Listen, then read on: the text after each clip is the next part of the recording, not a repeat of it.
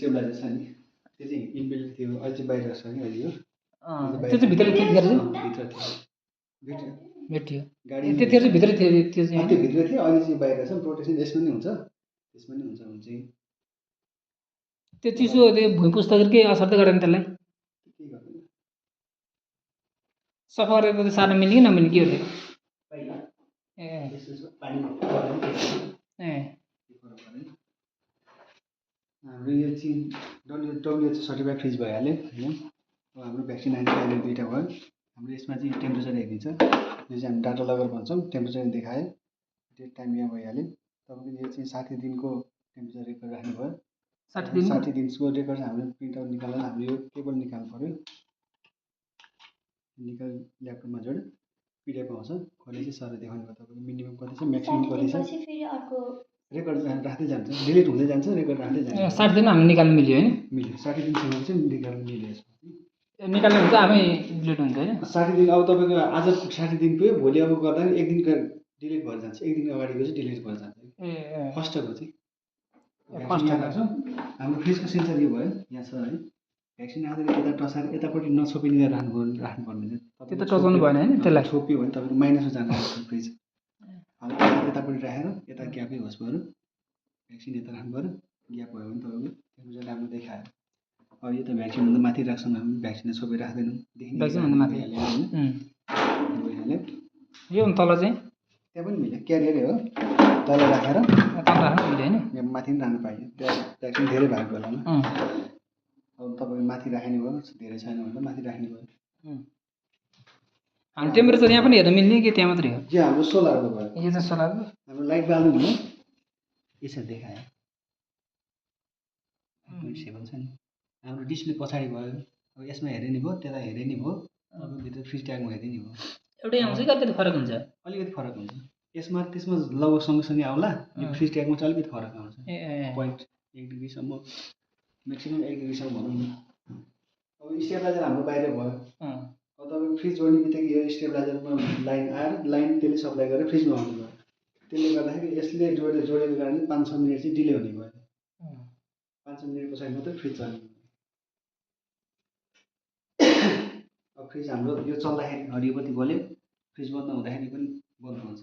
यो पनि बन्द हुन्छ तर फ्रिज चलेको नचलेको हरियो बत्तीले थाहा पाउन सकिन्छ यो टेम्परेचर चाहिँ अटोमेटिक बन्द हुन्छ के चाहिँ अटो हुन्छ ए अटो सिस्टमै हो सबै लाइन भइरहँदैन त्यो अफ भएपछि तपाईँको यो अफ भयो भन्ने बुझ्नु पऱ्यो भन्नाले अब तपाईँको भ्याक्सिनलाई चाहिने टेम्परेचर पुगेर अफ भयो चलाएको छ भने टेम्परेचर पुगेको छैन चलिरहेको छ भन्ने बुझ्नु पऱ्यो त्यति हो अरू केही छ भने सोध्नु होला फोन गर्नु होला अनि यता के सफा गर्ने कुरो पनि के गर्दै हुनुहुन्थ्यो पोहोर होइन अस्ति नै कोमा यसमै हो कि कतापट्टि हो त्यसमा यहाँ जाली थियो यसमा छैन भित्रै छ जाली यो साइडको होइन यहाँ त्यो पहिले ल्याएकोमा जाली पछाडि हुन्छ होइन यहाँ जाली थियो नि त जस कताबाट तपाईँको सफा गर्ने पनि भन्दै हुनुहुन्थ्यो है त्यो जाली हुन्थ्यो यहाँ पहिला यसमा छैन यसमा चाहिँ भित्रै छ जाली ए त्यो जुन हाम्रो अब त्यो यहाँ तातो छ नि यहाँ तातो हाम्रो त्यो जाली यहाँ बाहिर भएको जालीमै तात्थ्यो अहिले चाहिँ भित्रै तात्छ कि ए अनि त्यो गर्नु परेन यसमा परेन तपाईँको यहाँ अब भनेको अब तपाईँको यहाँ त्यसरी यसमा सफा गर्नेवाला जस्तो लाग्थ्यो त्यो पनि यहाँ साइडतिर जस्तो लाग्थ्यो लाग्दा कम्प्रेसर साइड हो यहाँ कम्प्रेसर हुन्छ तपाईँको यो खोल्न सकिन्छ हाम्रो यो त्यो तपाईँले त्यही देखाउनु भएको जस्तो लागिरहेको छ हेर्नु त स्विच त्यहाँ स्विचर यता होला हुन्छ होइन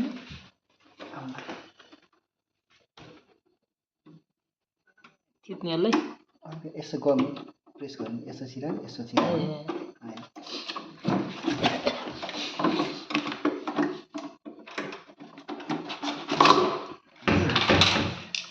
यता धुलो त अब तपाईँको जाली भएको धुलो त अलिअलि टाँसिन्छ अलिअलि सफा गऱ्यो भने तपाईँ सफा गर्ने बेला चाहिँ यो लाइन कट गरेर मात्रै सफा गर्नु भएन कति लाइन सक्छ फरक जस्तो लाग्थ्यो होइन गर्नु अलिकति फरक हो तपाईँको यहाँनिर एउटा फ्यान हुन्छ पहिलाकोमा यसमा चाहिँ अहिलेकोमा छैन एउटा फ्यान हुन्छ कि यहाँ यसलाई चिसो हुनलाई यसको यो जाली जुन जाली बाहिर थियो नि त्यो भएकोले यसमा छ फ्यान त्यसमा जाली यसमा त्यो भित्र छ नि त त्यसले गर्दा फ्यान छैन अहिले चाहिँ अलिअलि त्यो सफा चाहिँ यसलाई गर्न मिल्यो होइन सफा भन्यो पुस्न सकियो पुस्नै छ अब भयो ग्रुमरले हान्न सक्यो। चिसोहरूले के पुस्नु मिलेन। चिसो र हल्का हल्का चिसो कपडाले पुस्नु भने लाइन चाहिँ सुरु पर्ने हुन्छ तपाईँले हेर्न सक्नुहुन्छ नि करेन्ट लाग्न सक्छ प्रेस गरेर पनि लाग्छ।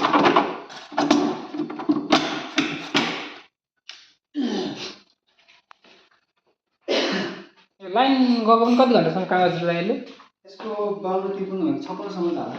56सम्म 56 घन्टासम्म लाइन त्यसम्म काम गर्नु भयो होइन। तपाईँको अस्ति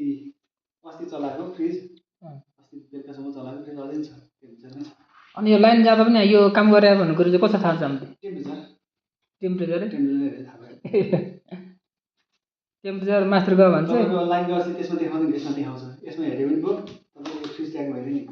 जुन हेऱ्यो नि भयो होइन जुन हेऱ्यो त्यसबाट थाहा पाउन सकिन्छ। टेम्परेचर मास्टर गयो भने चाहिँ सकिन्छ भ्याक्सिन निकाल्ने अर्कोमा राख्ने क्यारियरमा राख्ने केही छ त्यति लामो समय त जाँदैन। तपाईँको यो रातभरि चलेको फ्रिज लगभग भनौँ न अस्ति चेक गर्दा नि झन् 8-10 घन्टा चलाएर चेक गरेको त्यही चिसै छ अझसम्म पनि।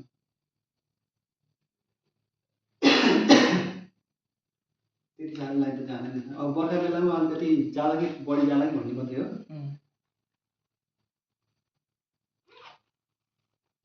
अरू बेला त खासै लाइन त्यति जाँदैन।